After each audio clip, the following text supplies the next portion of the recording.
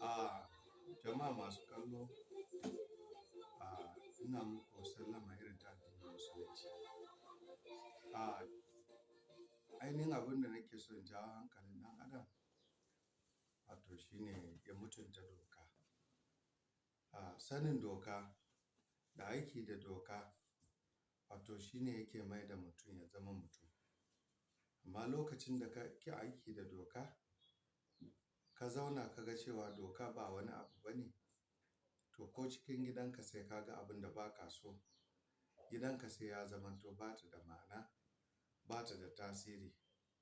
Yaranka ba mai girmama wani, ainihin makwabcinka ba mai girmama ka.